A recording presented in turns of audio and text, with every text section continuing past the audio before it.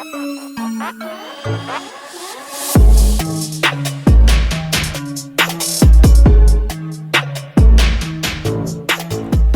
everyone, my name is Rev Trev. Welcome to Kempner Canucks. Today we're going to be talking about draft strategy. If you're an NHL fan, welcome to the channel. I'm going to get into some Canucks examples at the end, but this is a draft strategy question that's quite got a whole bunch of passionate answers to. Let the debate begin. Okay, so what would you prefer for your team in the first round? Would you prefer them to select the best available player or the most important positional need of your team? That is the question that gets a lot of debate. People get pretty angry, and you're allowed to post your comments in here because I want to hear your opinion on this.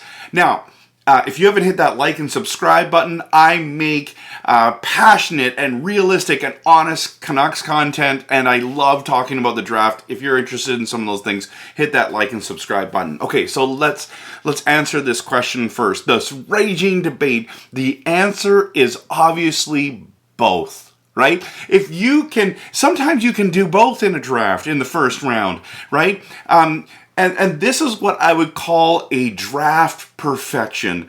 Draft perfection, okay? So, for example, Connor Bedard is the example to both.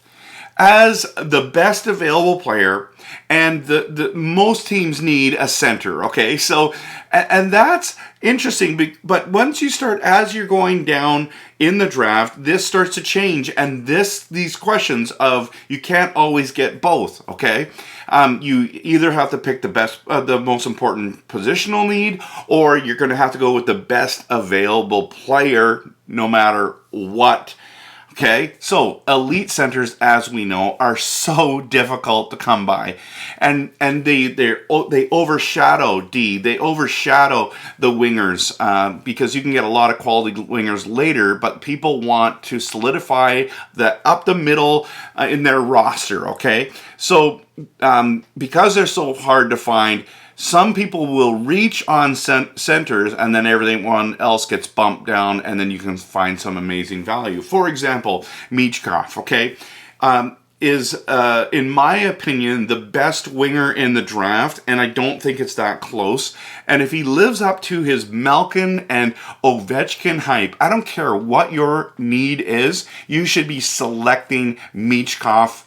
Because that is, can you imagine you replace the name Michkov and you put Malkin, or instead of Michkov you put Ovechkin? I mean, wouldn't you be drafting him number one overall? Now, we understand that he's going 3 years to the KHL, and it all of a sudden changes that whole dynamic, but that's why he's going to be getting drafted later, and he's not going first or second overall. Okay, so now I would scrap the best, the most important positional need, and I would pick the best available player in Michkov.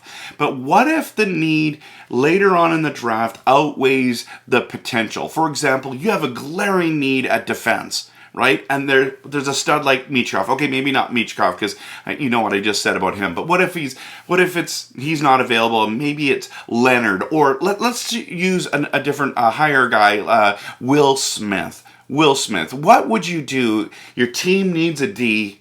Are you going to go the best available defenseman, the best positional need, and that's a defenseman, or are you going the best available player in Will Smith? Now, here's another little monkey wrench to throw in the plans. Not only do you need a D, you need a right-handed D. Now, right-handed shot defensemen are a premium. If they are so expensive to pick up off of waivers, or not waivers, in free agency, it's absolutely insane. It's better to draft one than it is to just go and try to buy one later. It's insane how much they cost. And so just like the centers, they rise in value and get picked a little higher. Now, let's talk about the Canucks at pick 11, okay? Would you take the best available player, or are you going to take the most important positional need? Now, I think the two positional needs that the Canucks need is center, and as well, they need a defenseman. Now, a lot of people would say it's the defenseman, okay, that we need. So, but let's just use these two scenarios to prove my point here, okay? So, or to ask this question. So, let's just say you think that it's center. Would you take the best available position at center of Oliver Moore or center Nate Danielson?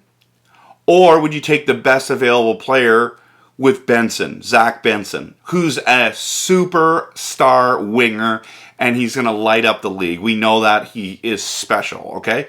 Or let's use, if you're in the camp of best available defenseman, what are the best the best positional defensemen that are remaining at pick 11 are Wielander or Simashev, okay?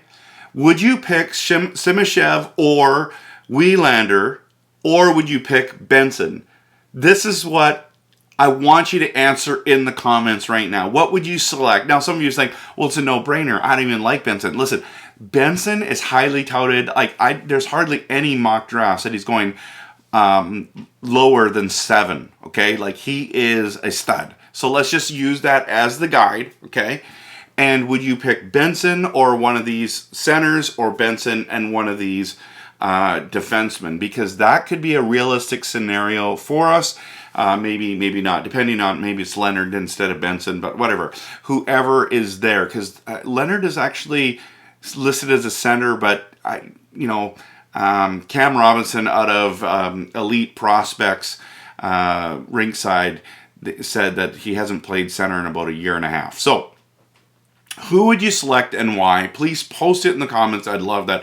Now, the reason I ask this question is because sometimes it works amazingly and other times it fails miserably. You know, there are busts and victories in the draft. Okay, so I'm going to do 2 examples in Canuck history. Let's talk about 2016. I know this is going to get really angry right now. People are going to lose their minds. Okay, but when the Canucks drafted Juolevi over Matthew Tkachuk, I was so angry. Not only did I know that Matthew Tkachuk was the better player, I felt we needed the left winger on the team. That was a area of need that we had, and the Canucks disagreed, and they went with the best available defenseman in their opinion. And a lot of people had Juolevi as the best available defenseman, and they went him over Matthew Tkachuk. What? Now we know how that's all played out, right? Now, I went to the Penticton Young Stars tournament, and I saw Juolevi with my own eyes, and I just was like, this guy's not good. Now, we understand he was okay, but he wasn't like dynamic. When you saw, some of these players that play there, like, Tkachuk or whoever, like Horvat, you could tell there was a difference. He was better than other people when he came there. So, this is before. Juolevi, unfortunately, had all those crazy injuries, and it was really discouraging. I feel really bad for him. I really, really do, okay? We didn't get to see his full potential. He didn't get to develop because those injuries just devastated him. So that's my 2016 example, okay?